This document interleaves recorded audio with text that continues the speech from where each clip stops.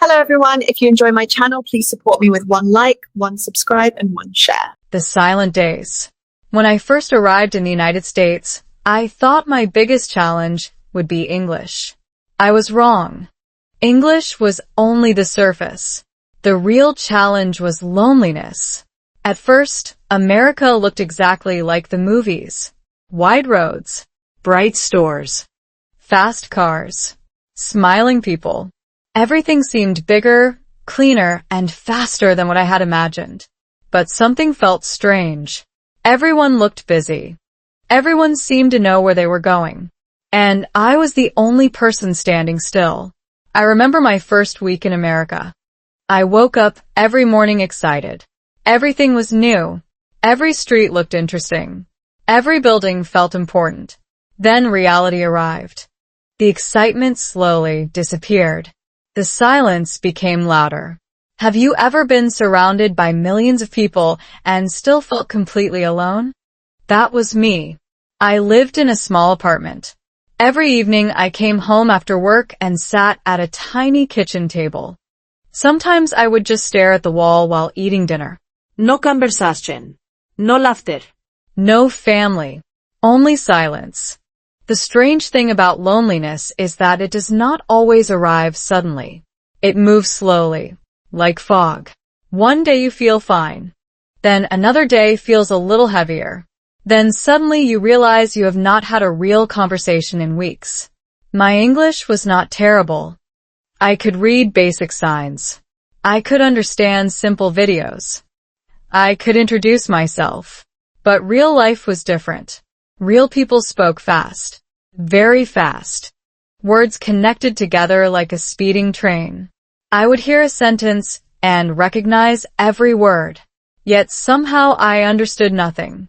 One afternoon, I went to a grocery store. A cashier smiled and asked me something. I froze. My brain stopped working. I knew she was speaking English. I knew it was probably a simple question. But my mind became completely empty. After several awkward seconds, I simply smiled and nodded. She smiled back. The line behind me grew longer. I walked away feeling embarrassed. For the rest of the day, I kept replaying that moment. What did she ask? Why couldn't I answer? Why was something so simple so difficult? Researchers often explain that stress can temporarily reduce our ability to process language efficiently. When anxiety increases, the brain focuses on survival instead of communication. Suddenly, simple conversations feel much harder than they actually are. That explanation made sense. Because I wasn't only learning English. I was learning a new life, a new culture, a new way of thinking. Even small things felt confusing. People greeted strangers. Neighbors smiled but rarely stopped to talk. Appointments had to be scheduled weeks ahead. Weather forecasts mattered more than I expected. Everything followed invisible rules that everyone seemed to understand except me. The hardest part was pretending everything was fine. When friends back home asked how America was, I always gave the same answer. It's great. And technically it was. The opportunities were real. The possibilities were real. But so were the struggles. Nobody posts pictures of loneliness. Nobody uploads videos of sitting alone in a quiet apartment wondering if they made the right decision. Those moments stay hidden. One evening, I opened my laptop and searched for ways to improve my English. Thousands of results appeared. Courses, Apps, books, podcasts, teachers, methods, challenges. It felt overwhelming. The more I searched, the more lost I became. I started comparing myself to everyone. Some people spoke English fluently after a year. Others built successful businesses. Others made friends easily. Meanwhile, I was celebrating because I managed to order coffee without panic. Comparison is a strange trap. You can be making progress and still feel like you're failing. That happened to me constantly. But looking back now, I understand something important. The problem was never my English. The problem was isolation. Human beings learn language through connection. Children do not memorize thousands of grammar rules before speaking. They connect. They listen. They make mistakes. They try again. Yet I was trying to learn English alone, like someone trying to learn swimming by reading books without ever touching water. Every night, I created new plans.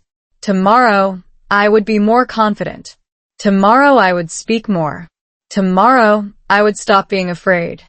Then tomorrow arrived, and fear arrived with it. The cycle repeated itself, day after day, week after week. The funny thing is that nobody around me knew how much I was struggling. From the outside, I looked normal. I had a job. I paid my bills. I smiled when necessary. But inside, I was exhausted. Not physically, emotionally, mentally, even spiritually. I felt like I was carrying an invisible backpack filled with doubts. What if I never improve? What if I always sound awkward? What if I never truly belong here? Questions like these became my daily companions. And the more I kept everything to myself, the heavier that backpack became. What I didn't realize then was that the strongest people are not the ones who carry every burden alone. The strongest people eventually learn when to reach out. But I had not learned that lesson yet. Not even close. At that point in my life, I still believed asking for help was a sign of weakness. I still believed I had to solve everything by myself. I still believed that struggling in silence was somehow noble. That belief was about to cost me far more than I imagined. Because a difficult winter was coming. A winter that would challenge my confidence, my relationships, and everything I thought I knew about strength. And it would all begin with a simple mistake that seemed harmless at the time. The mistake of being strong. There is a strange kind of trap that looks like strength from the outside but slowly destroys you from the inside. Almost nobody talks about it. People praise it. Movies celebrate it. Social media rewards it. Friends admire it. Yet this trap quietly convinced me to make one of the biggest mistakes of my life after moving to the United States. The mistake was simple. I believed I had to handle everything alone. If you have ever felt embarrassed to ask a question, afraid to admit confusion, or determined to solve every problem by yourself, then what happened next may sound very familiar. Because what nearly broke me was not bad English. It was the belief that needing help meant I was failing. At the time, I thought I was being strong. Looking back, I was simply being stubborn. Every morning I woke up with the same promise. Today I will figure it out myself. If I did not understand a conversation, I nodded and pretended. If I missed an instruction at work, I guessed. If I felt lonely, I ignored it. If I felt overwhelmed, I buried the feeling deeper. It seemed like a reasonable strategy. After all, nobody wants to appear weak. Nobody wants to be the person constantly asking questions. Nobody wants to feel like a burden. So I built an invisible wall around myself. The strange thing about walls is that they keep problems out, but they also keep help out. At first, I could not see the damage. The wall looked useful. It protected my pride. It protected my image. It protected the version of myself I wanted others to see. But every day that wall grew taller. Every day I became a little more isolated. One afternoon at work, a manager explained a task.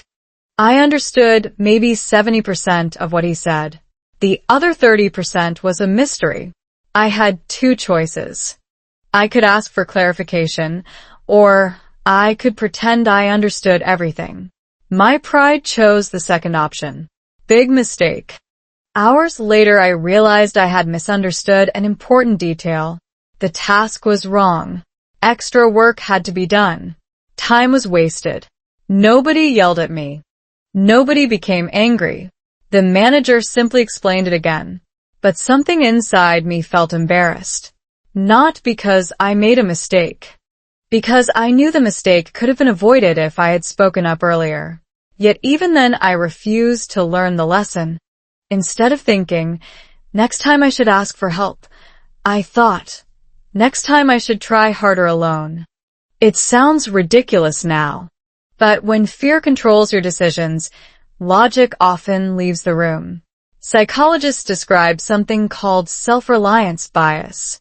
It happens when people overestimate their ability to solve problems independently and underestimate the value of outside support. Research shows that many people avoid asking for help because they fear appearing incompetent. Ironically, observers usually view help-seeking as a sign of confidence rather than weakness. In other words, the thing we fear is often happening only inside our own heads. Unfortunately, I did not know that at the time. My private rule remained simple. Figure it out yourself. Every challenge became a secret battle. Every difficulty became a personal burden.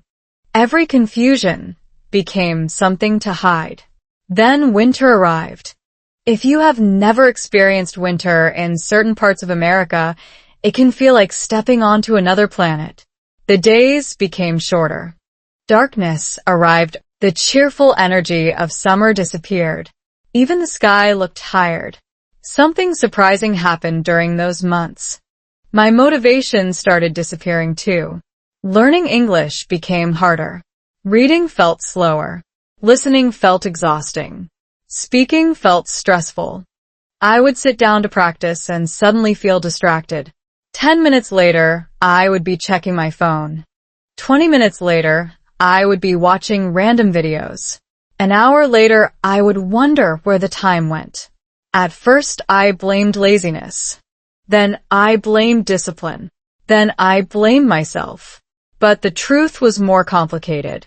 Human beings are social creatures. Motivation often depends on connection. When people feel isolated, their energy naturally decreases. Tasks require more effort. Goals seem further away. Progress feels invisible. Looking back, I can see exactly what was happening.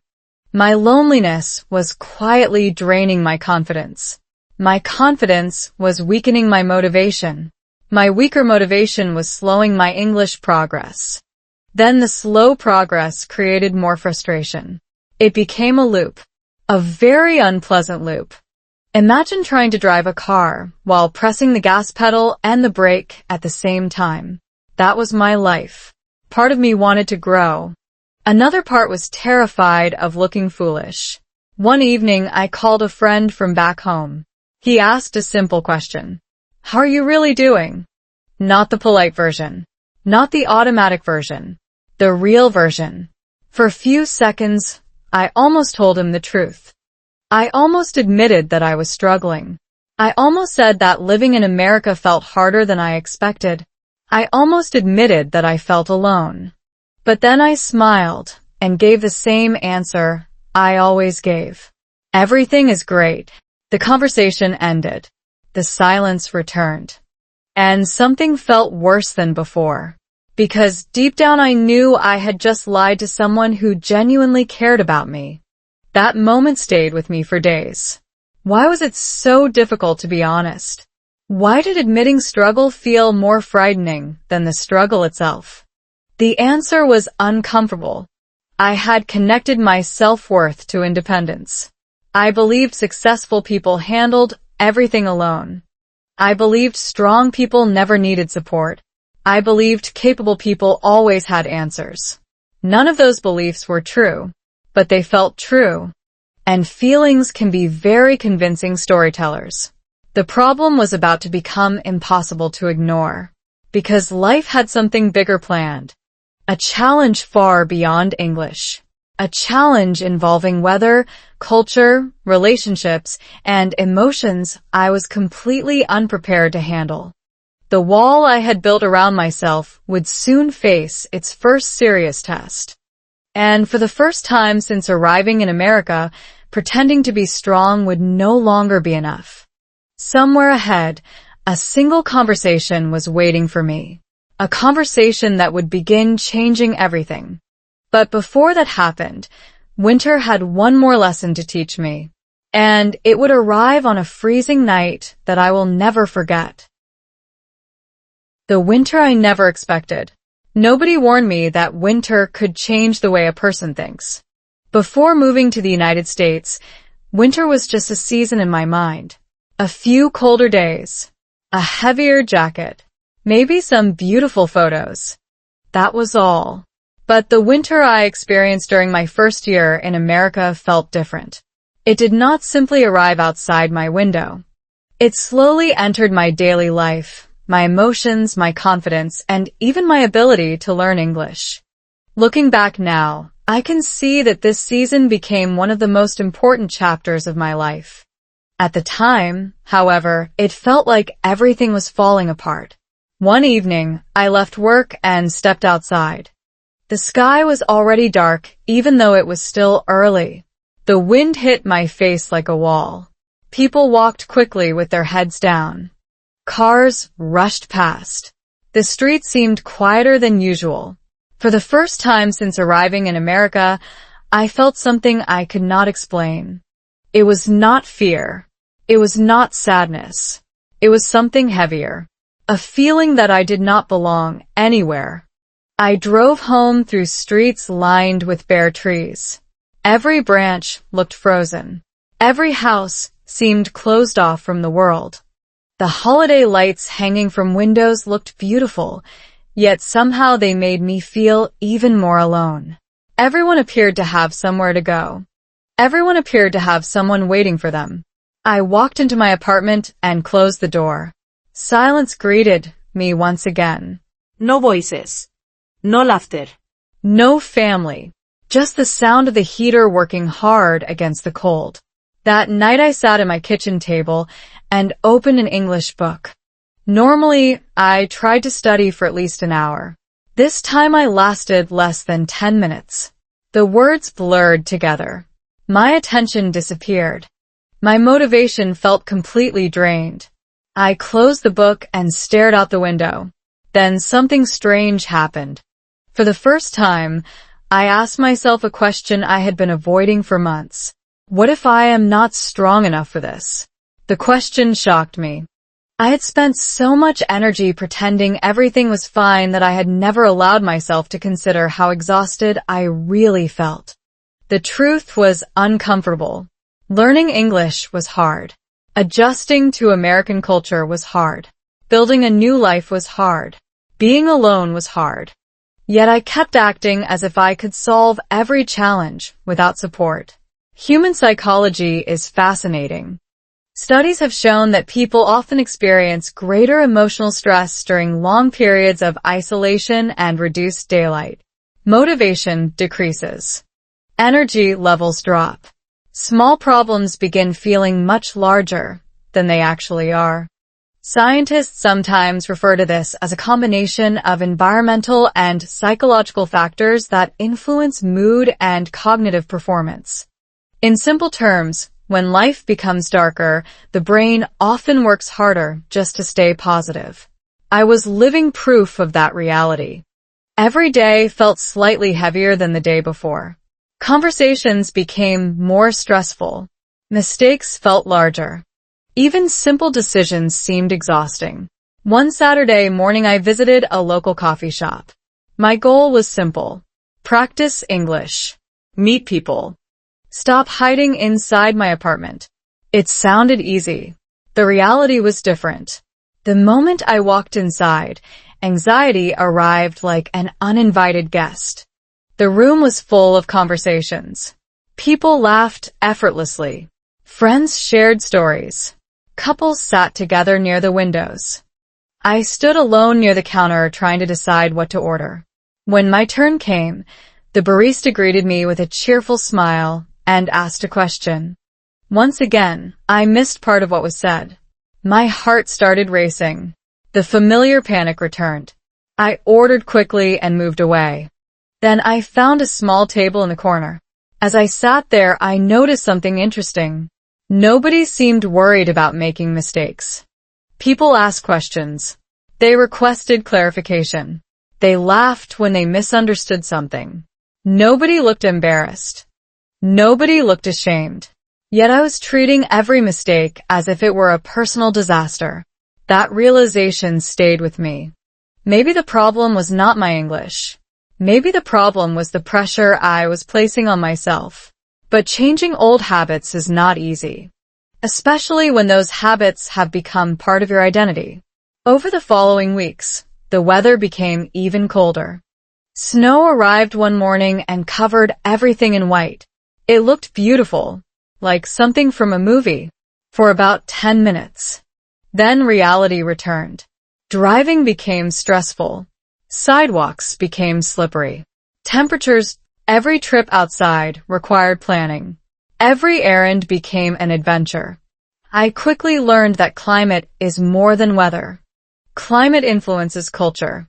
In many parts of America, winter changes daily life. People spend more time indoors.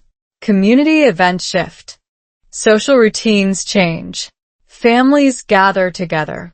For someone who already felt isolated, these seasonal changes amplified everything. While others moved closer to their support systems, I had none nearby. One night, a snowstorm arrived. Strong winds rattled the windows. Snow covered the roads. The city felt almost silent. I remember sitting on the couch listening to the storm outside. The apartment suddenly felt smaller than ever. I thought about my family. I thought about my friends. I thought about all the people I missed. Then I thought about the version of myself I had become. A person carrying every burden alone. A person terrified of appearing weak. A person who believed independence was the answer to everything. For the first time, that belief began to crack. Not completely. Just enough to let a small question enter my mind. What if strength means something different? What if real courage is not carrying every problem by yourself? What if the strongest people are simply the ones willing to admit when they need support? The question felt dangerous because it challenged everything I believed. Yet once it appeared, I could not ignore it. And strangely enough, life seemed determined to push me toward the answer. Because while winter was testing my confidence, something unexpected was about to enter my life. Someone actually. A person who would eventually change the way I viewed relationships, communication, vulnerability, and even English itself. At that moment, I had no idea our paths were about to cross. I only knew that another cold morning was coming. What I did not know was that a simple encounter would soon begin the most important love story of my life. And unlike every challenge I had faced so far, this one would start with a smile I almost missed. The woman who changed everything. Sometimes the biggest turning points in life do not arrive with dramatic music, flashing lights, or some unforgettable announcement. Sometimes they arrive quietly, disguised as an ordinary moment on an ordinary day. Looking back now, it is almost funny.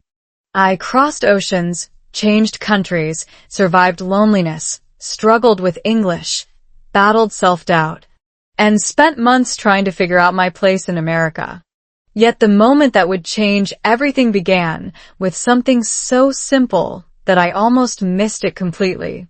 It happened on a Saturday morning that looked exactly like every other Saturday. The sky was gray. The air was cold. I was carrying a cup of coffee and thinking about absolutely nothing important. At least that is what I believed at the time. Life, however, had different plans. If someone had told me that morning that I was about to meet the woman who would become my wife, the mother of my children, and one of the greatest teachers in my life, I would have laughed. Not because I did not believe in love, because I was too busy surviving to think about it. Romance felt like a luxury for people who already had their lives figured out. I was still trying to understand fast English conversations and remember which American highway exit I was supposed to take. Love was not part of the plan. Then I saw her. The strange thing is that I cannot remember every detail about that day. Human memory works in funny ways. I cannot remember what music was playing. I cannot remember what I ordered. I cannot even remember what I was thinking moments before we met. But I remember her smile, not because it was perfect, because it felt genuine. There was something calm about it, something warm, something that made a cold American morning feel slightly less cold. We were introduced through a mutual acquaintance at a local community event. Nothing dramatic happened. No movie scene. No instant fireworks. No magical moment where time stopped. In reality, our first conversation was awkward. Very awkward. My English was still far from fluent. Her speaking speed felt like a Formula One race car. My brain was operating like a bicycle with a flat tire. She asked a question. I misunderstood it. I answered something completely unrelated. She looked confused. I looked confused. For a few seconds, we were both smiling while having entirely different conversations. Somehow that made us laugh. And that laughter broke the tension. What happened next surprised me. Instead of feeling embarrassed, I felt comfortable. Usually I hated making mistakes while speaking English. Every mistake felt like evidence that I did not belong. Yet around her, something felt different. She did not seem interested in judging my grammar. She cared more about understanding my meaning. That small difference changed everything. Many language experts explain that communication success depends far more on connection than perfection. People often assume fluency creates relationships. In reality, relationships often create fluency. When people feel safe, the brain becomes more willing to take risks. Speaking improves. Listening improves. Confidence improves. I did not know the science behind it back then. I only knew that talking to her felt easier than talking to most people. Over the following weeks, we continued seeing each other. Sometimes for coffee. Sometimes for walks. Sometimes at local events. Each conversation became a small English lesson disguised as real life. She would use words I did not know. I would ask questions. She would explain patiently. Occasionally, I misunderstood something so badly that both of us ended up laughing for several minutes. One day, she told me a phrase that completely confused me. She said she was under the weather. I immediately looked outside. The weather seemed normal. Why was she under it? Wasn't everyone technically under the weather? She laughed so hard, she almost spilled her drink. Moments like that became our inside jokes. But beneath the laughter, something deeper was happening. For the first time since arriving in America, I was building a real connection. Not a professional connection.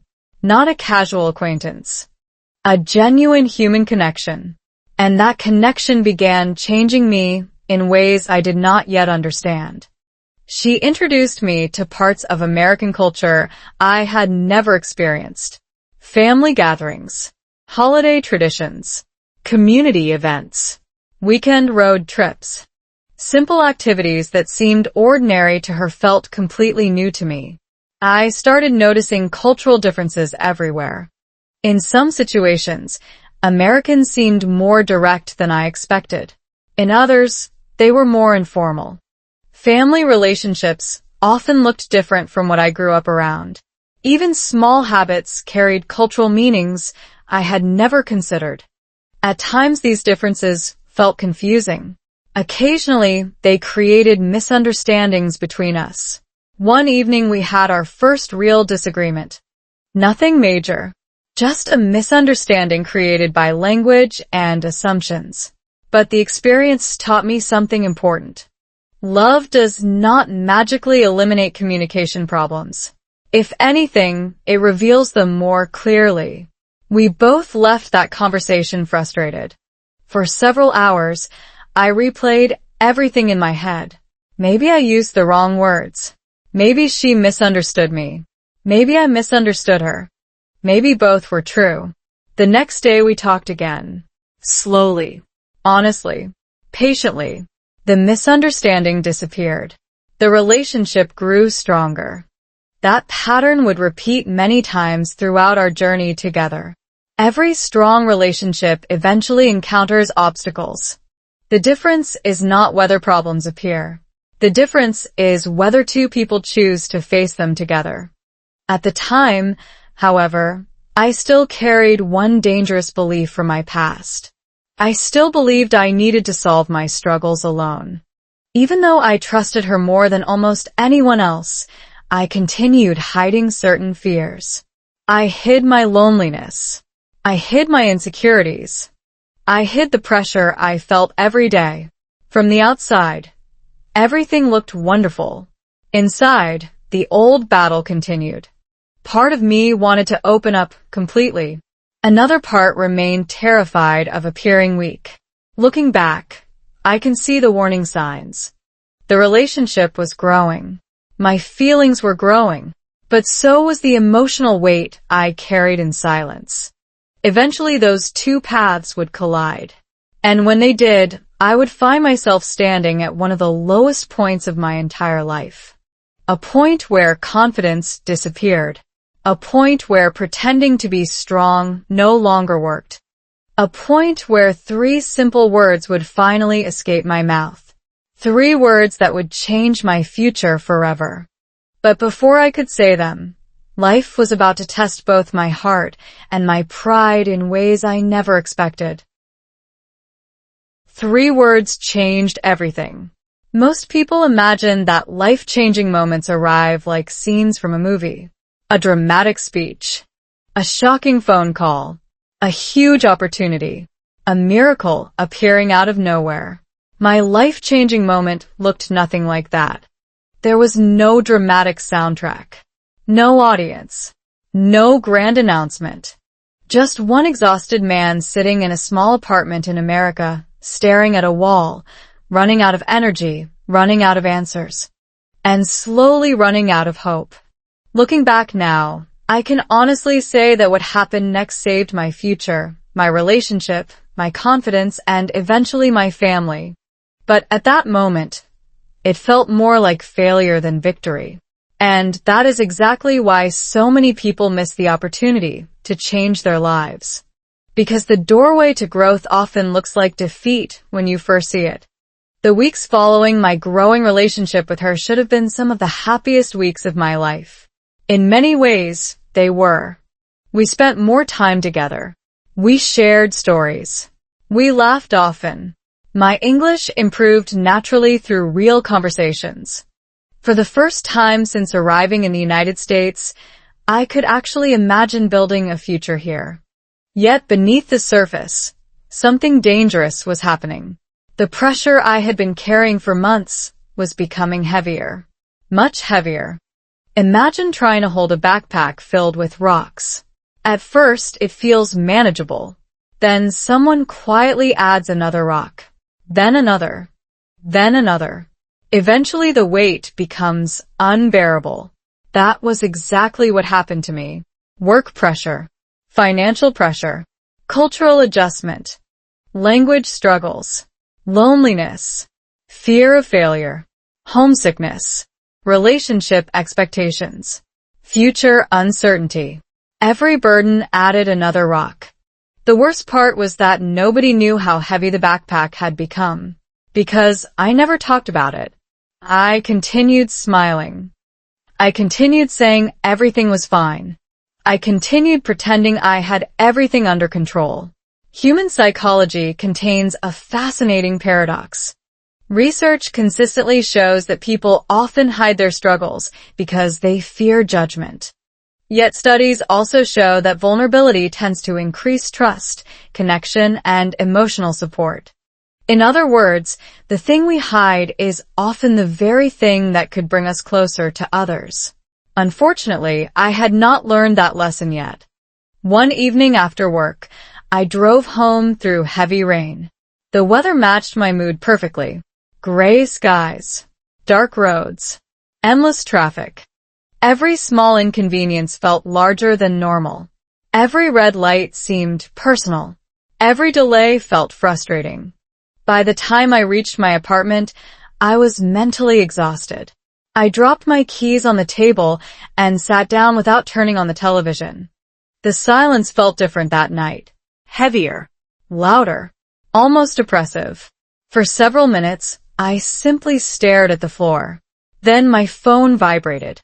It was her. A simple message. How was your day? Such a small question.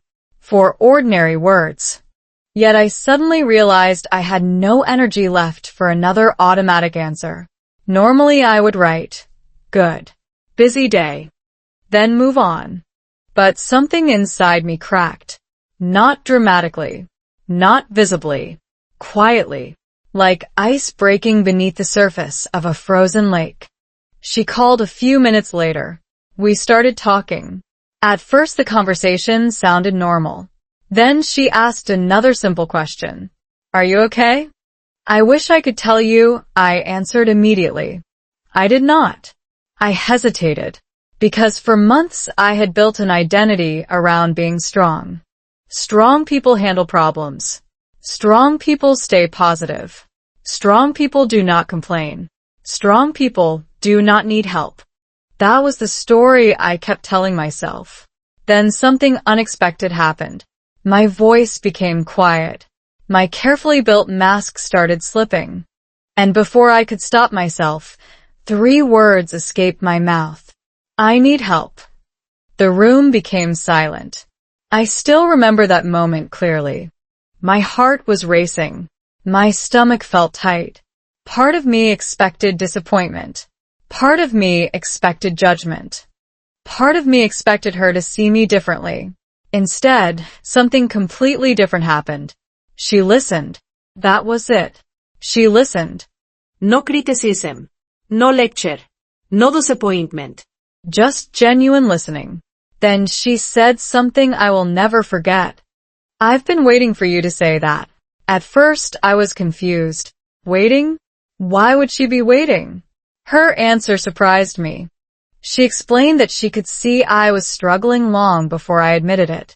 She knew I was carrying too much alone. She knew I was trying to solve every problem by myself. She knew I was exhausted. The only person who did not fully acknowledge it was me. That realization hit harder than anything else. Sometimes the people who care about us can see our pain long before we are willing to admit it ourselves. For the next hour, I talked honestly. Really honestly. Probably more honestly than I had spoken in years. I talked about my fears. I talked about loneliness. I talked about feeling behind everyone else. I talked about struggling with English. I talked about missing family. I talked about feeling lost. Every hidden burden finally came into the open. Something fascinating happened during that conversation.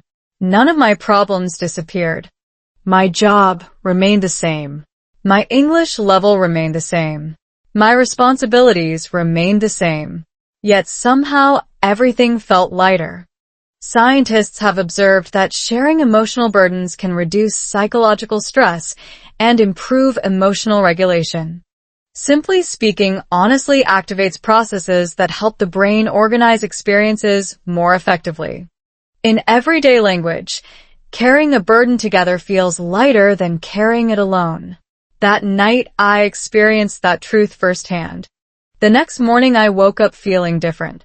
Not because life had magically improved overnight, because I was no longer fighting alone.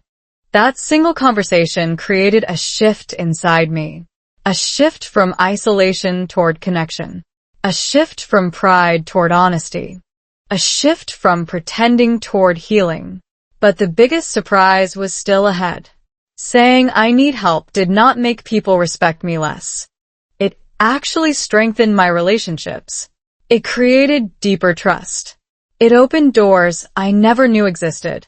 Soon, those 3 simple words would lead me toward new friendships, unexpected support, stronger English skills, and a completely different understanding of what courage truly means. For the first time since arriving in America, I began realizing something powerful. Asking for help was not evidence of weakness. It was evidence of growth. And very soon, Life would prove that lesson in ways far beyond anything I could imagine. Because once I finally opened the door, people I never expected were about to step through it. The hands that reached out. One of the biggest lies I ever believed was this: if I asked for help, people would think less of me. It sounds believable, doesn't it? Maybe you have believed it too. Maybe you have sat alone with a problem, convinced that everyone else had their lives together while you struggled in silence. Maybe you told yourself that successful people solve everything alone, that independent people never need support, that asking questions makes you look weak. I believed all of that. Then America taught me something I never expected. The moment I finally admitted I needed help was not the moment people walked away. It was the moment people started walking toward me. And honestly, that realization shocked me more than any challenge I had faced since arriving in the United States. The days after that conversation with her felt different. Not dramatically different. My bills still existed. My responsibilities still existed. My English still wasn't perfect. But something had changed inside me. Imagine carrying a heavy box for months and suddenly discovering there are people willing to help carry it. The box doesn't disappear. It simply becomes lighter. That was exactly what happened. For the first time, I stopped pretending I had all the answers. When I didn't understand something, I asked. When I felt overwhelmed, I admitted it. When I needed advice, I reached out. At first, it felt uncomfortable. Very uncomfortable. Pride rarely leaves quietly. Every time I asked a question, a small voice inside my head whispered that I should already know the answer. Every time I requested clarification, another voice suggested I might look foolish. Yet something fascinating happened. Nobody reacted the way I feared. In fact, most people seemed happy to help.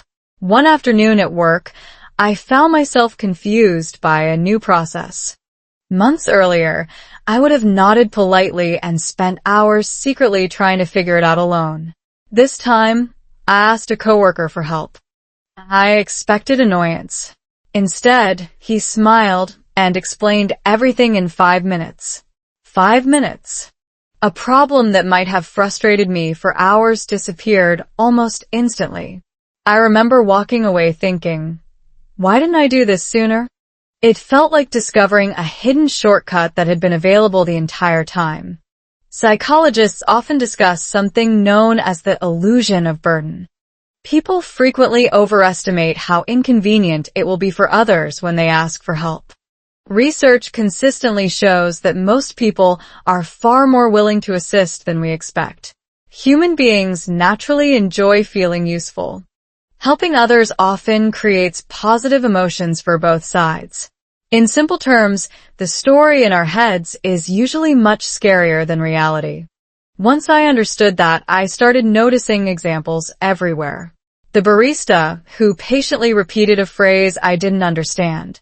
The neighbor who offered advice about local services. The coworker who explained workplace culture. The friend who introduced me to community events. None of these people acted as if helping me was a burden. If anything, they seemed glad I asked. Then something even more surprising happened. My English began improving faster. Not because I discovered a secret method. Not because I bought an expensive course. Every conversation became training. Every mistake became a lesson. For months, I had treated mistakes like enemies. Now I started treating them like teachers. The difference was enormous. One evening, she invited me to a family gathering.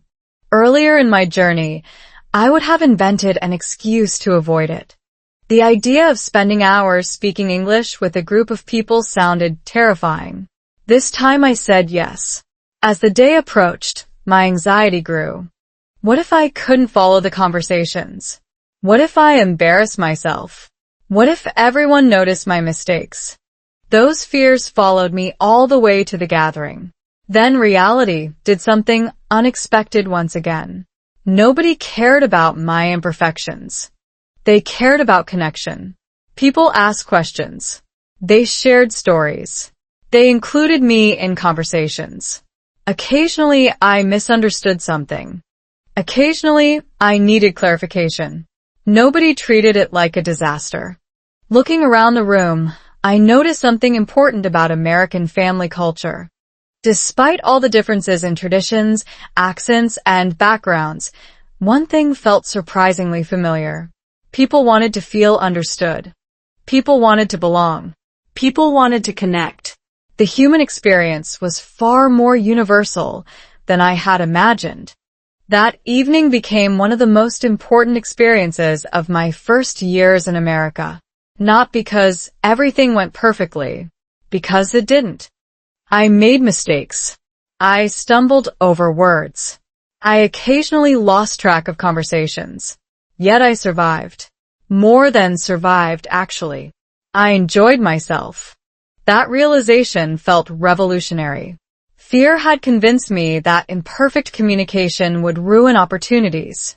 Reality showed me that imperfect communication often creates opportunities. During the following months, my social circles slowly expanded. Not overnight. Not magically. Gradually. A conversation here. A friendship there. A community event. A shared meal. A weekend gathering. Each experience added another thread to a support network I never expected to build. Trusting that people would not immediately judge me. Trusting that mistakes were normal. Trusting that vulnerability could strengthen relationships instead of weakening them. Most importantly, trusting that I did not have to carry every burden alone. The irony still makes me smile. For so long, I believed asking for help would make me smaller. In reality, it made my world bigger. Bigger opportunities. Bigger confidence. Bigger relationships. Bigger growth. Yet among all the people helping me during that season of life, one person stood out more than anyone else. The woman who had first listened when I said, "I need help." Our relationship was becoming stronger. Deeper. More meaningful. We were learning each other's habits, dreams, fears, and values. But as every couple eventually discovers, growing closer also reveals new challenges. Communication becomes more important. Expectations become more important. Vulnerability becomes more important. And soon, we would face a test that neither of us could solve with smiles, good intentions, or simple conversations alone. Because opening your heart is one thing. Keeping it open when life becomes difficult is something entirely different. And that lesson was about to become the next chapter of our story. English through real life. If someone had told me during those lonely first months in America that the secret to improving my English was hidden inside ordinary conversations, I probably would have laughed. At that time, I believed fluency lived inside textbooks, grammar exercises, vocabulary lists, and endless hours of studying. I thought confidence would arrive first, and then I would start speaking more. What I eventually discovered turned that belief upside down. Confidence did not come before communication. Communication created confidence. And the classroom that changed my English forever was not a classroom at all. It was real life. Looking back, this chapter became one of the most surprising parts of my journey. Not because my English suddenly became perfect. It didn't. Not even close. The surprise was realizing how much progress had been hiding inside everyday moments I used to ignore. One morning, I walked into a coffee shop I had visited many times before. Normally, I would order quickly, avoid unnecessary conversation, and leave. This time something felt different. The fear was still there, but it was smaller. Instead of treating every interaction like a test, I started treating it like practice. The barista smiled and asked how my day was going. A simple question. Yet months earlier, even simple questions could make my brain panic. This time I answered. Not perfectly. Not fluently. Just honestly. A short conversation followed. It lasted less than a minute. By the time I left, I realized something important. That 60-second conversation had taught me more practical English than several hours of memorizing random vocabulary. Real language lives inside real experiences.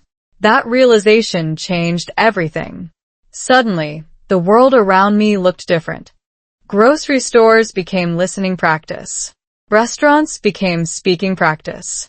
Community events became vocabulary lessons. Phone calls became confidence training. Every day offered opportunities that I had previously ignored because I was too afraid of making mistakes. Human brains are fascinating.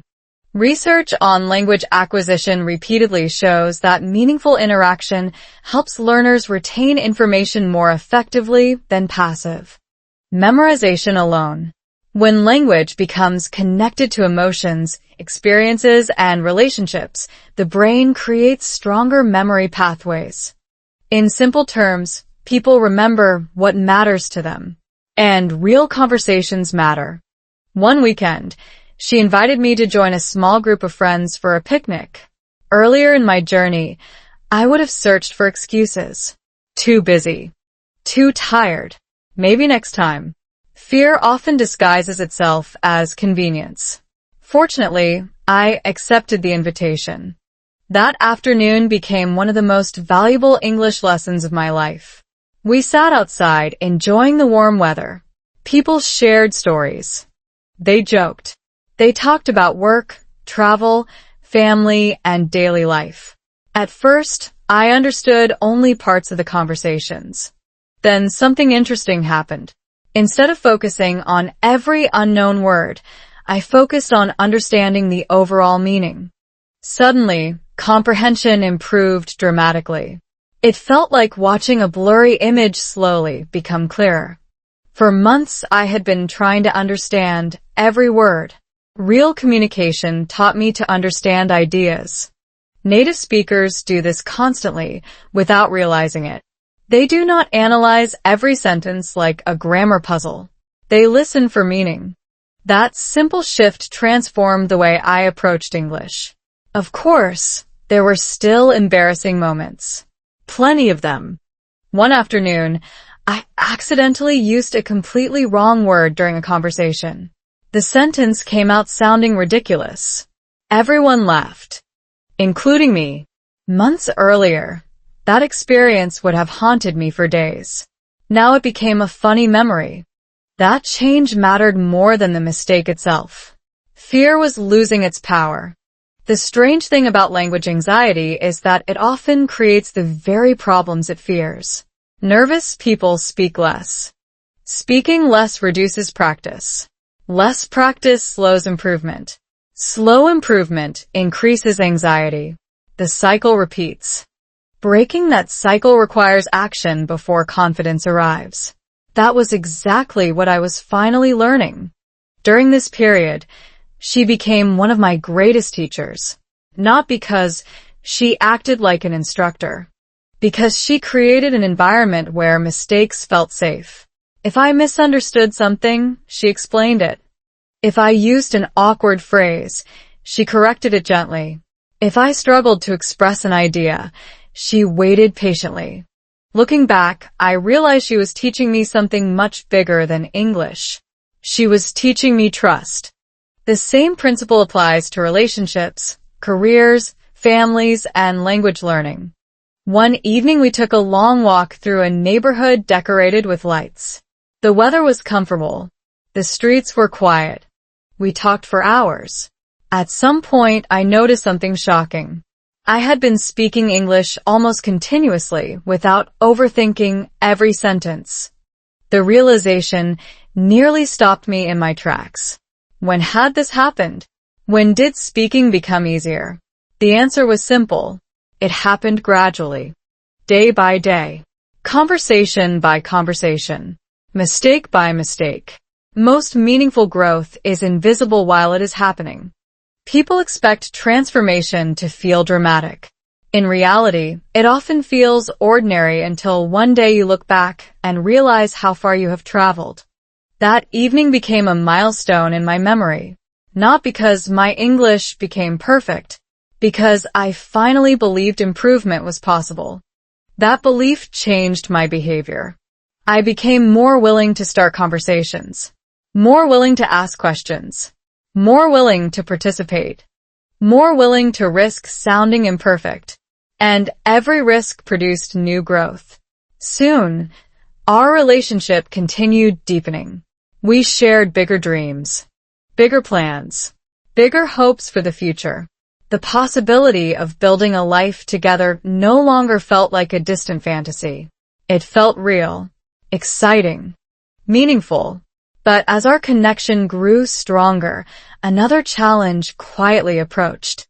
Because real intimacy requires more than communication skills. It requires emotional honesty. And while my English was improving, there were still parts of my heart I struggled to share completely. Hidden fears, hidden doubts, hidden vulnerabilities. Sooner or later, every serious relationship encounters moments when words alone are not enough. A moment was coming that would test not only how well we communicated, but how deeply we trusted each other. And when that moment arrived, I would discover that learning to speak English was only the beginning. Learning to truly open my heart would be the next lesson. Learning to open my heart. Most people think relationships become easier after love appears. Movies teach us that once two people find each other, everything somehow falls into place. The credits roll. The music swells. Everyone lives happily ever after. Real life is much more interesting than that. Real love does not eliminate challenges. It reveals them. And the closer two people become, the harder it becomes to hide from themselves. Looking back, this was the chapter where I learned one of the most important lessons of my entire life. Learning English was difficult. Learning American culture was difficult. But learning to open my heart completely, that was the challenge that scared me most.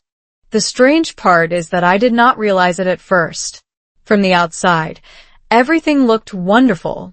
Our relationship was growing stronger. We spent more time together. We laughed often. We shared dreams about the future. Friends told us we looked happy. Family members noticed how much we cared about each other. Yet beneath all those positive moments, an invisible problem was quietly growing. The problem was not a lack of love. The problem was fear. Specifically, my fear of vulnerability. For years I had trained myself to appear strong. Handle problems alone. Hide uncertainty. Minimize struggles. Stay in control. Those habits helped me survive difficult seasons of life. Unfortunately, they were becoming obstacles inside a serious relationship. One evening, something seemingly insignificant happened. She asked me a simple question. What has been bothering you lately? It should have been easy to answer, but it wasn't. I immediately felt the familiar urge to say, nothing. The same automatic response I had used countless times before. Yet the truth was different. Plenty of things were bothering me.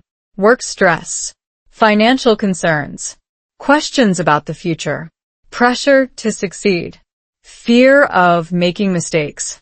But instead of sharing those thoughts, I hesitated. The conversation became awkward. Silence entered the room. Not angry silence. Uncomfortable silence. The kind of silence that appears when two people realize they are talking about different things. She wasn't asking for solutions. She was asking for honesty. At the time, I didn't fully understand that difference. Human psychology contains an interesting paradox. Most people crave emotional intimacy, yet many people fear vulnerability. Researchers studying relationships have repeatedly found that emotional openness strengthens trust and connection.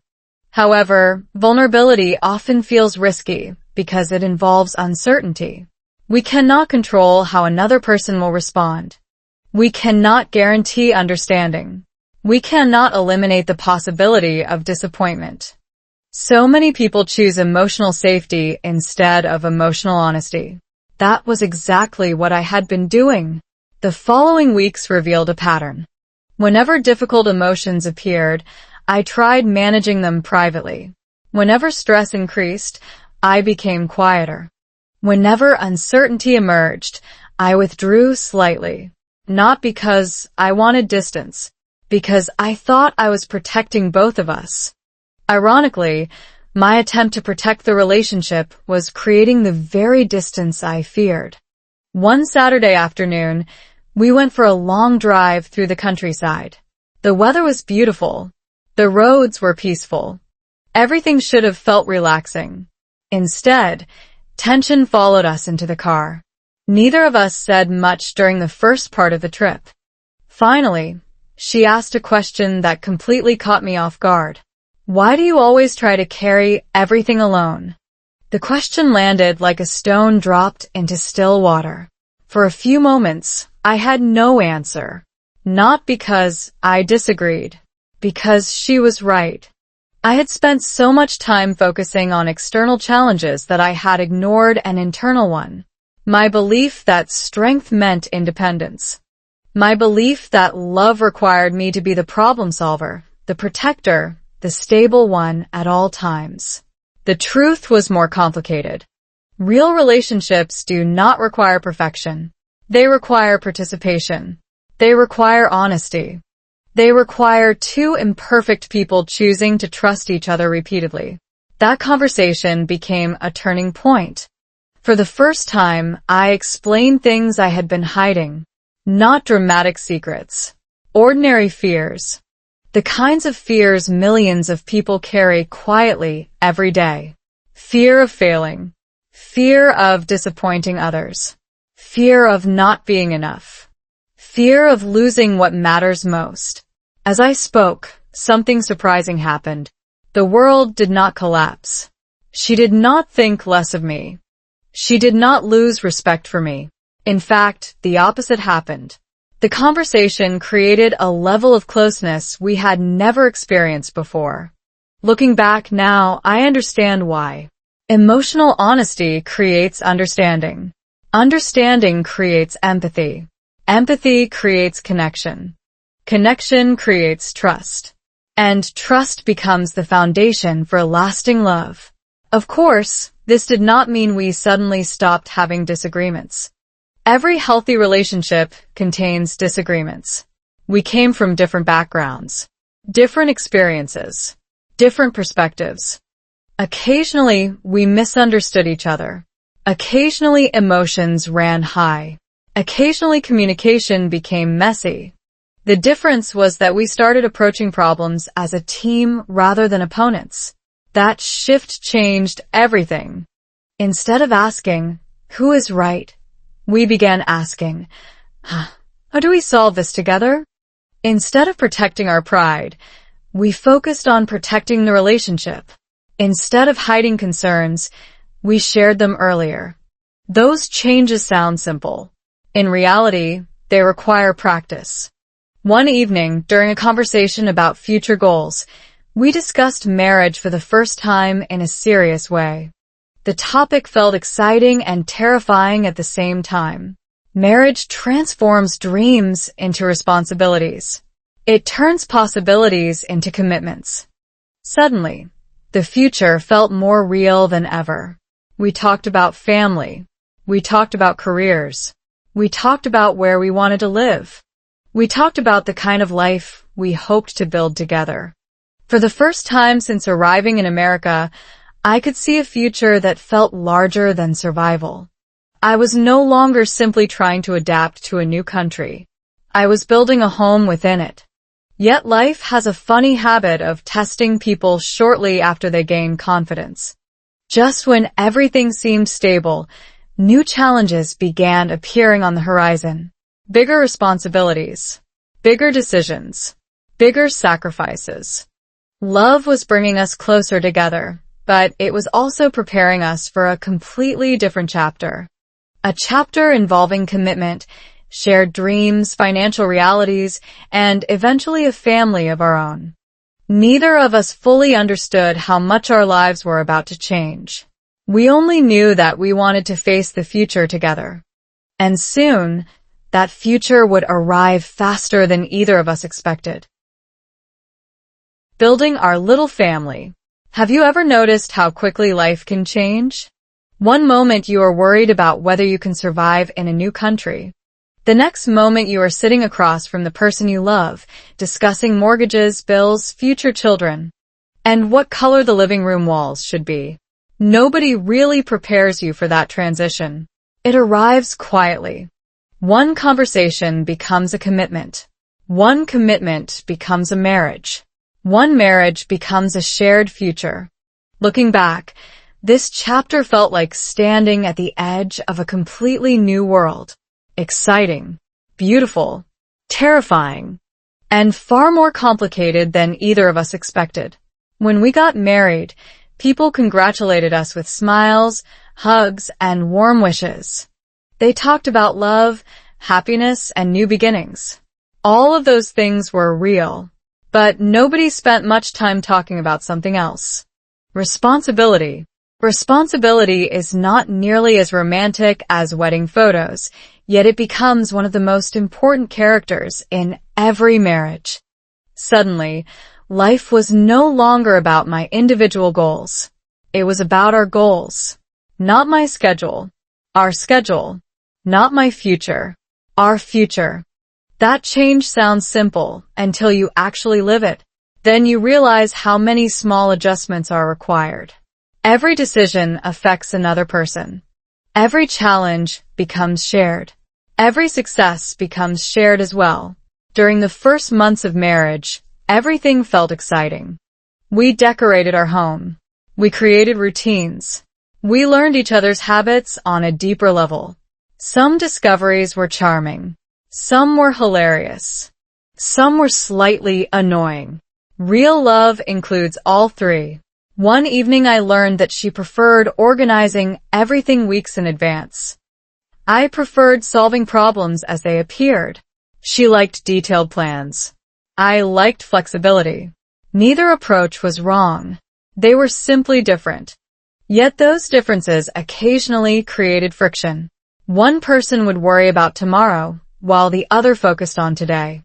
One person wanted certainty, while the other trusted adaptation. Small disagreements appeared, not because we loved each other less, because we were learning how to build a life together. Relationship researchers often point out that successful couples are not couples without conflict. They are couples who learn how to navigate conflict constructively. That idea became incredibly important for us.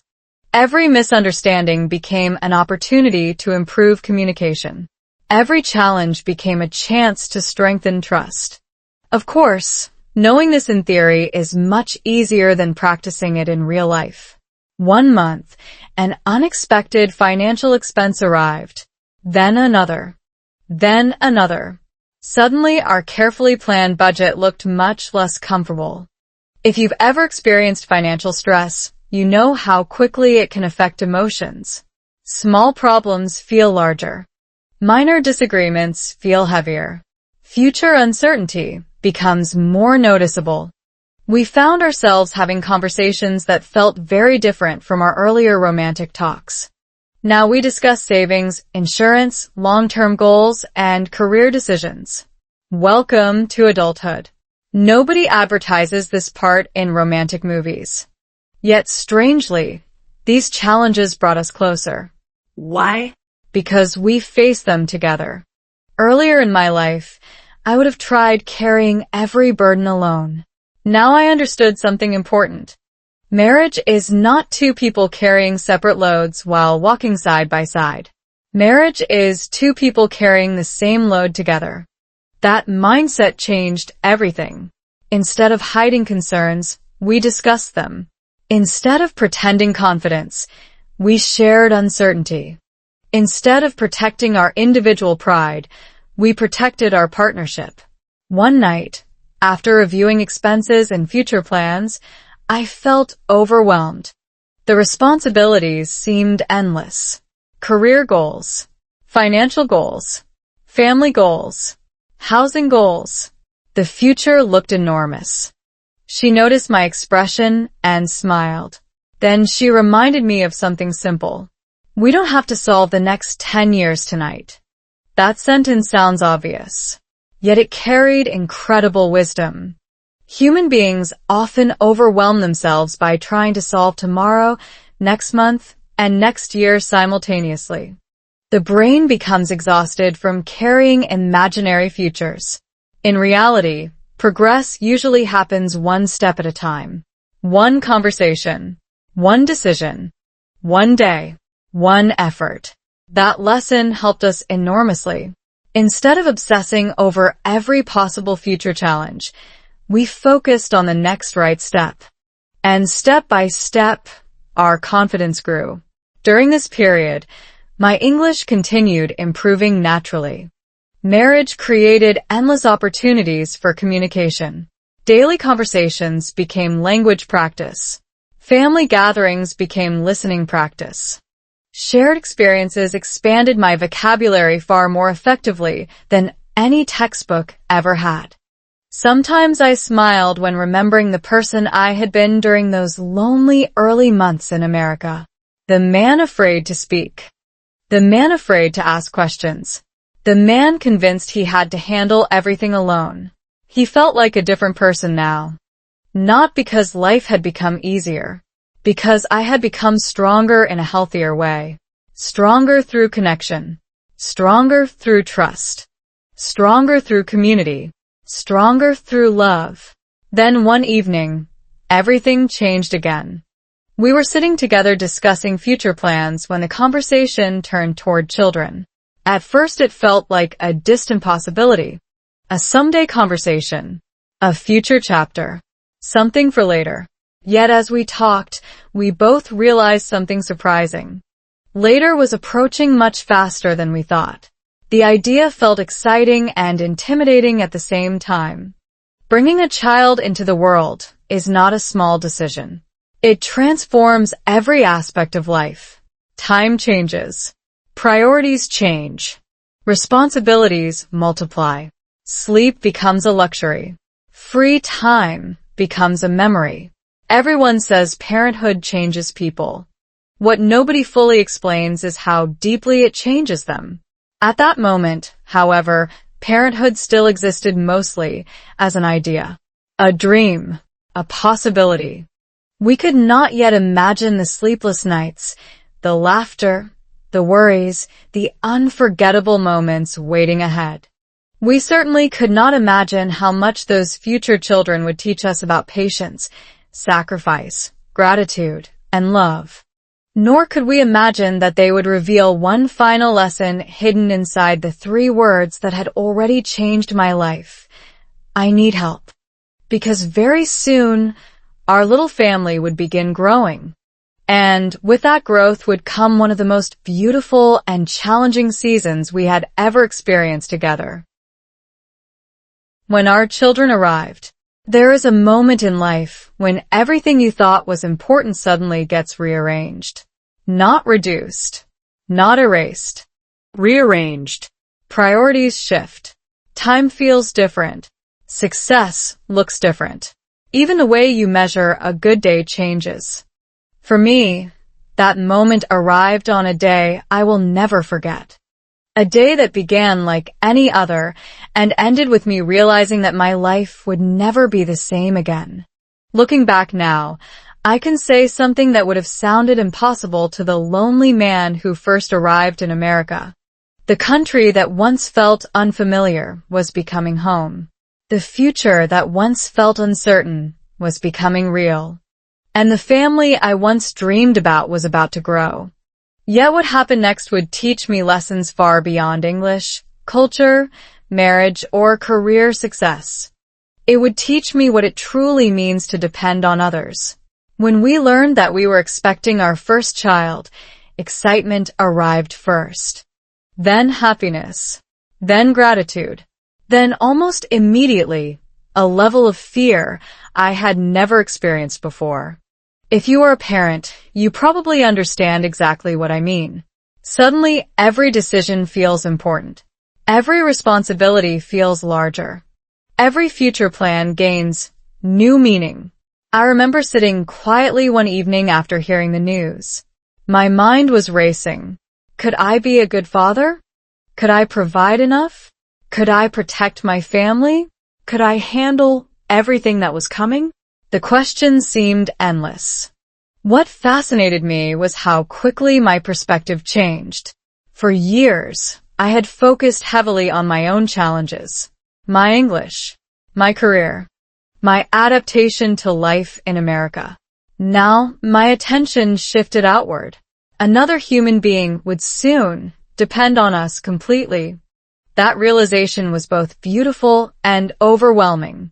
During the months that followed, our lives revolved around preparation, doctor appointments, parenting books, financial planning, conversations about names, conversations about schools, conversations about things I had never even considered before. It felt as though we were preparing for the biggest project of our lives while knowing almost nothing about how it would actually work. Experienced parents often smile when first-time parents describe their plans. I understand why now. Before children arrive, you think you are preparing for reality. Then reality arrives and introduces itself. Human development experts often explain that parenthood creates one of the most significant psychological transitions adults experience. New responsibilities increase stress, but they also increase purpose. New challenges create exhaustion, but they also create meaning. This combination can feel both incredibly difficult and incredibly rewarding at the same time. I discovered that truth very quickly. The day our child was born remains one of the most emotional days of my life. No amount of preparation could fully prepare me for that moment. 1 second, the future existed mostly in imagination. The next second, I was looking at a tiny human being who had instantly transformed my world. Everything became real. Every dream, every responsibility, every hope, every fear. Real. I wish I could say that from that day forward I felt completely confident. I did not. In fact, I felt more uncertain than ever. The difference was that uncertainty no longer scared me the same way. Parenthood has a remarkable ability to humble people. Suddenly, even highly successful adults find themselves confused by situations they never expected. Why is the baby crying? Why won't the baby sleep? Is this normal? Are we doing this right? Questions become constant companions. Sleep, meanwhile, becomes a treasured memory from a previous lifetime. The first months were exhausting. There is no elegant way to describe it. We were tired. Very tired. Some nights felt endless. Some mornings arrived far too quickly. Coffee became an important member of the household. Yet amid the exhaustion, something extraordinary was happening. Our family was growing stronger. Not because everything was easy, because we were learning to work together in entirely new ways.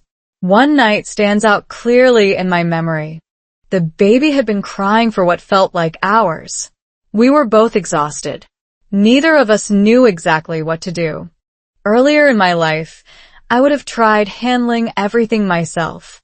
I would have viewed asking for help as some kind of personal failure. This time was different. We called family members. We asked experienced parents for advice. We accepted support from friends.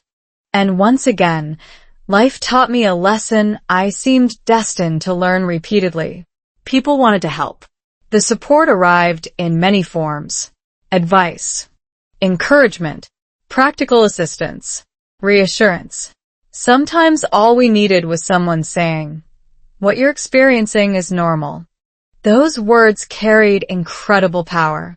Many studies on parenting and emotional well-being highlight the importance of social support networks. Families and communities often play a crucial role in reducing stress and improving resilience during major life transitions.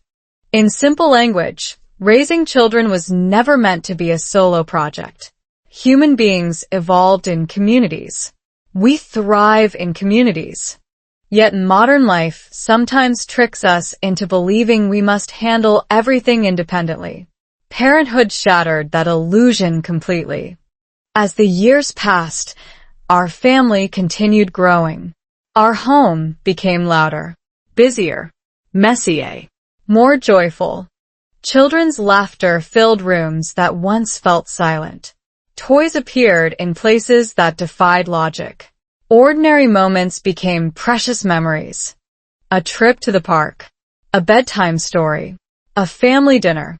Things that once seemed routine suddenly felt meaningful. Watching my children grow created another unexpected benefit. My English improved even further. Children's books became reading practice. School events became listening practice. Family conversations became speaking practice. Language learning was no longer a goal separated from life. It had become woven into life itself. Looking around at my family, I often remembered the lonely man sitting in a small apartment years earlier. The man convinced he had to solve every problem alone. If I could speak to him now, I would tell him something simple. The strongest people are not the ones who never need support. The strongest people are the ones willing to accept it. Yet one final lesson still remained. A lesson that would help me fully understand why those 3 words, "I need help," had changed everything. Because the deeper I looked at my journey, the more I realized those words had never been about weakness at all. They had always been about courage. And that realization would become the heart of everything I wanted to share with others. The real meaning of courage. What if one of the most dangerous ideas in modern life sounds completely reasonable? What if millions of people wake up every morning believing something that quietly makes their struggles harder, their relationships weaker, and their dreams more difficult to reach? The idea sounds simple. Handle everything yourself. Never show weakness. Never admit fear. Never let people see you struggle. For years, I believed that idea. I treated it like a rule, a survival strategy, a badge of honor. Looking back now, I can see how deeply that belief shaped my decisions after moving to America.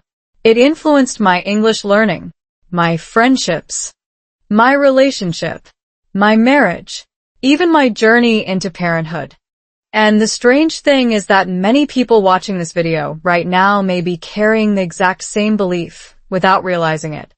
If that's you, this part of the story might be the most important one yet.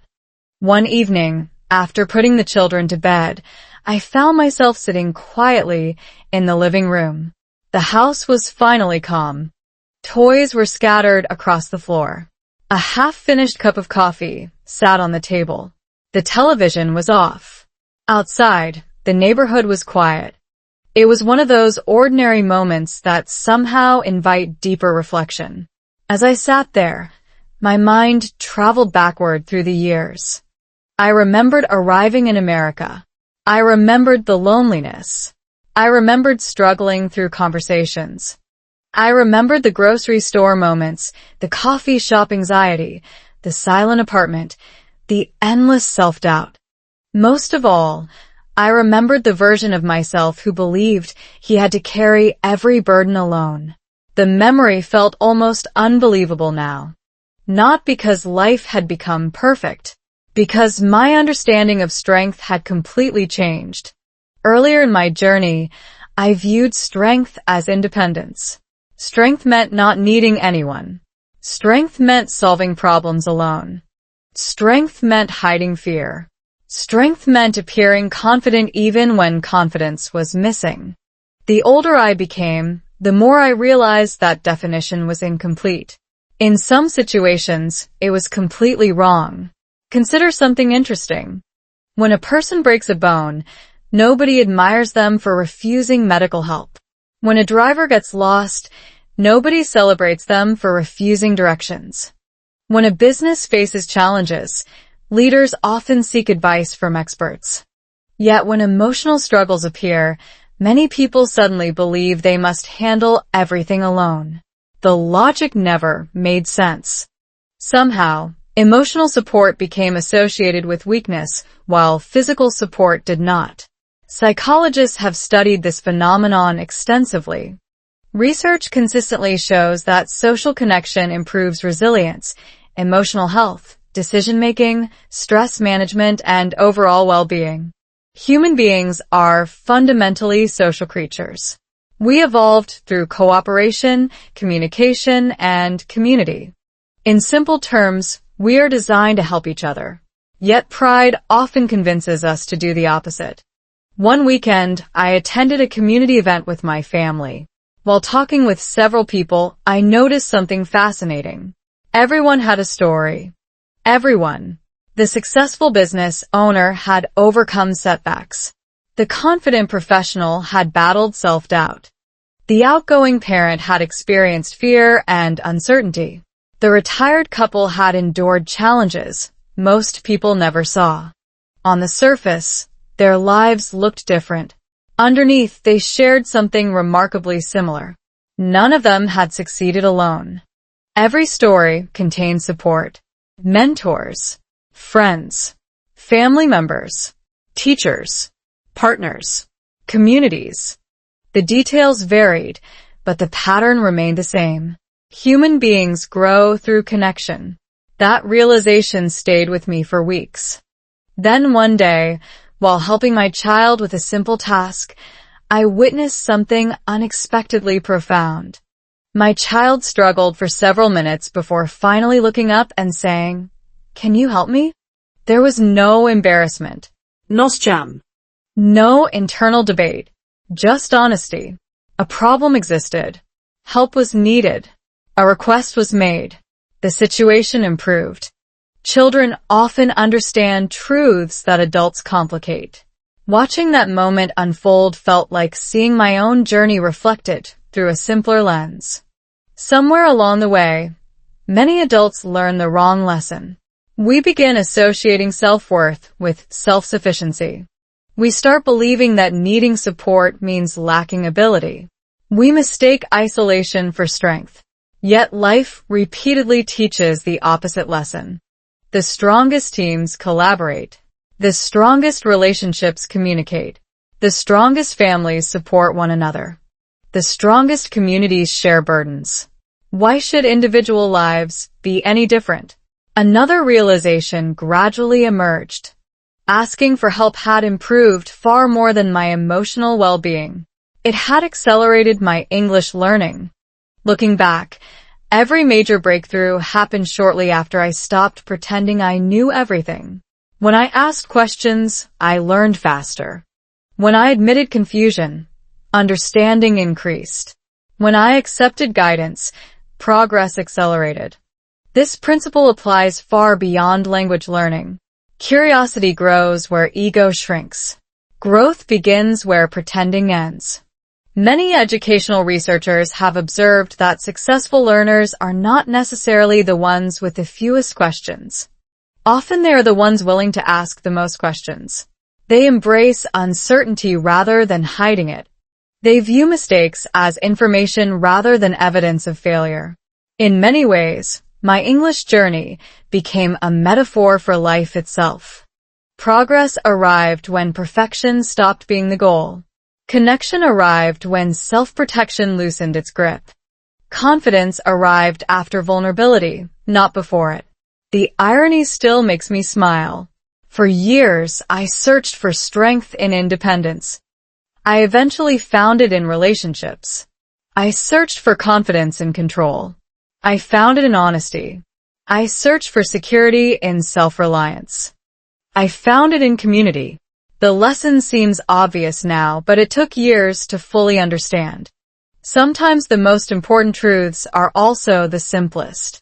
As I reflected on everything that had happened, the move to America, the struggles with English, the loneliness, the relationship, the marriage, the children, the countless moments of growth, I realized that 3 words connected every chapter. 3 words that had once terrified me. 3 words that eventually transformed my life. I need help. What I did not fully understand at the beginning was that those words were never a sign of weakness. They were the beginning of courage.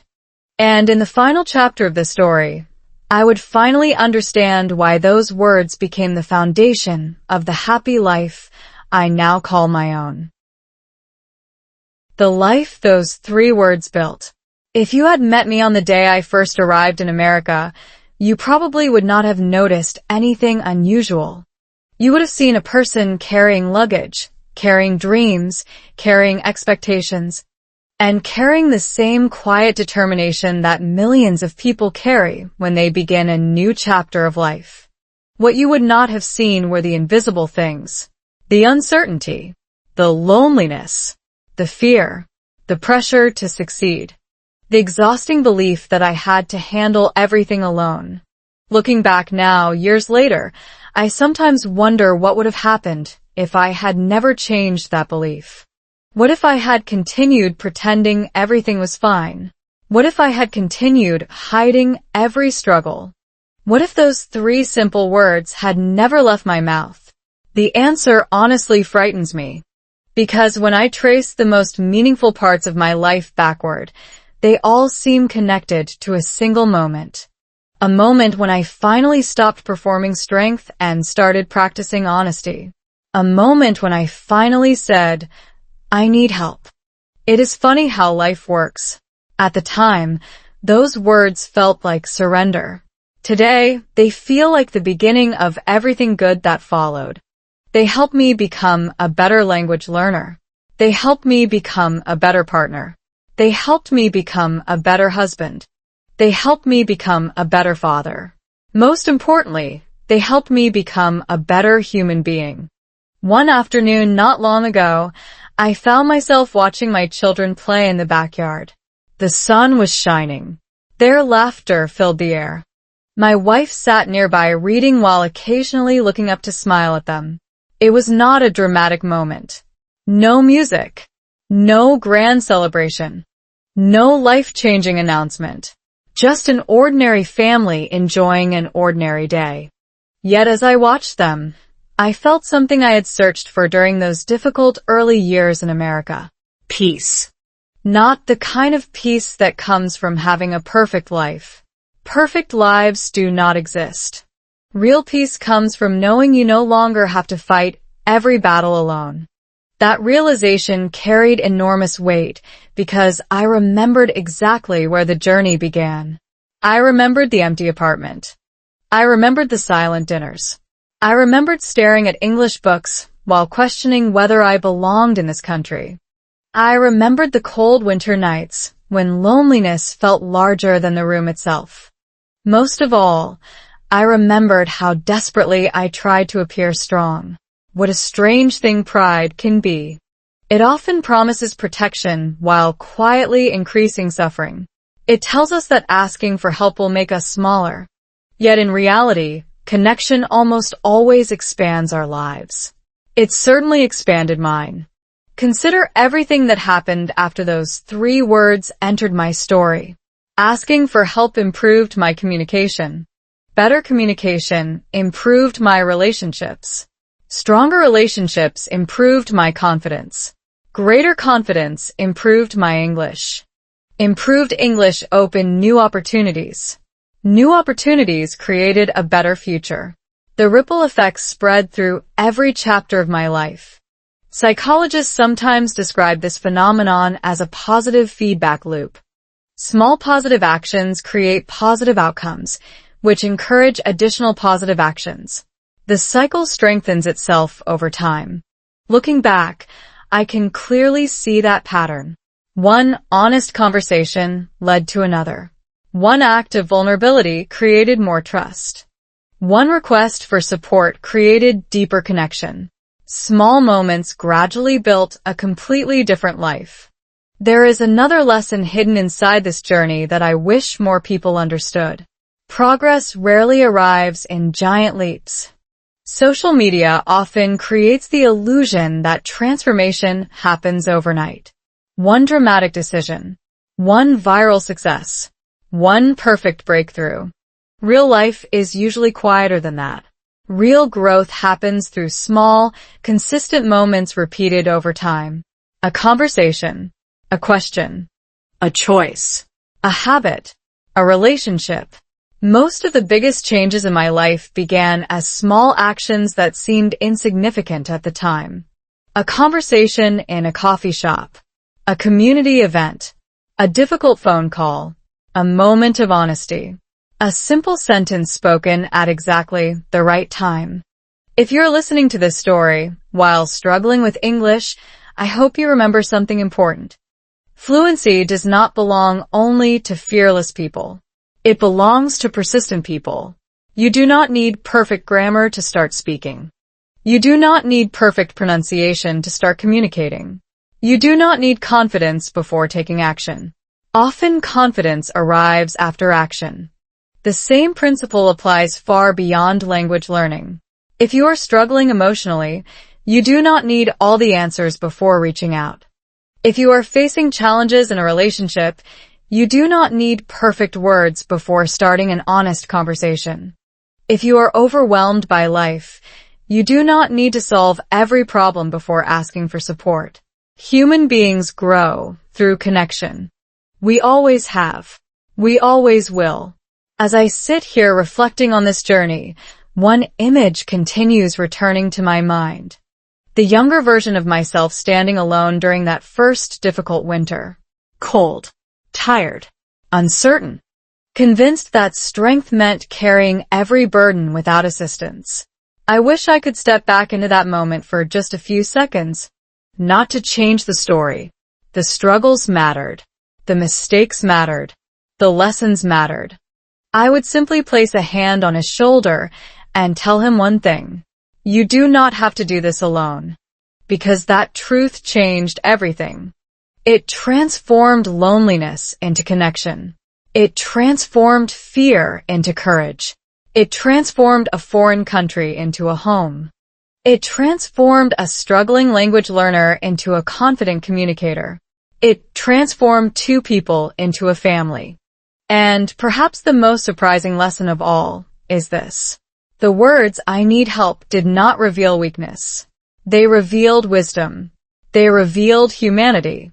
They revealed the courage to be honest when honesty felt uncomfortable. In the end, courage is not pretending you have all the answers. Courage is being willing to ask for guidance when you do not. Courage is allowing people to stand beside you. Courage is trusting that connection is stronger than pride. And if there is one message I hope stays with you after this story ends, it is this. The life you want may be waiting on the other side of a conversation you are afraid to have. Sometimes 3 simple words can change an entire future. For me, they certainly did. I need help. And that is how the happiest chapter of my story began. Before you leave, let me ask you one question. What if the breakthrough you've been waiting for is hidden behind a sentence you're afraid to say? Maybe it's not about English. Maybe it's not about confidence. Maybe it's not about success. Maybe it's simply about being honest enough to admit where you are today. For years, I believed strength meant carrying every burden alone. I thought asking for help would make me look weak. Instead, it gave me friendships. It gave me confidence. It gave me love. It gave me a family. It gave me a life I never thought possible. And maybe that's why you're here right now. Not just to practice slow English listening, reading, and speaking. Not just to improve your vocabulary. Not just to understand American culture, relationships, marriage, family life, and real-life English stories. Maybe you're here because a part of you is searching for proof that difficult seasons do not last forever. This story is that proof. The lonely days pass. The fear becomes smaller. The mistakes become lessons. The struggles become strength. And one day, you look around and realize that the life you once dreamed about is quietly becoming your reality. So if you're learning English right now and feeling frustrated, don't quit. If you're making mistakes, keep going. If you're speaking slowly, keep speaking. If you're afraid, take one small step anyway. Because fluency is not built in a single day. Confidence is not built in a single conversation. A beautiful life is not built in a single moment. Everything meaningful is built one small step at a time. And sometimes the smallest step changes everything. Maybe today that step is speaking one English sentence. Maybe it's starting a conversation. Maybe it's asking a question. Or maybe it's saying 3 simple words. I need help. If this story touched your heart, helped your English, or reminded you that you're not alone in your journey, please take a moment to support the channel. Like this video so more English learners can discover it. Leave a comment below. What is one challenge you are facing right now? Subscribe and turn on notifications because every week we share new slow English stories, English listening practice, English reading practice, American culture stories, love stories, family stories, and real-life English conversations designed to help you improve naturally and enjoy the learning process. And here's something to think about until our next story. What if the chapter you're struggling through today becomes the chapter you're most grateful for tomorrow? Thank you for listening. Thank you for learning with me.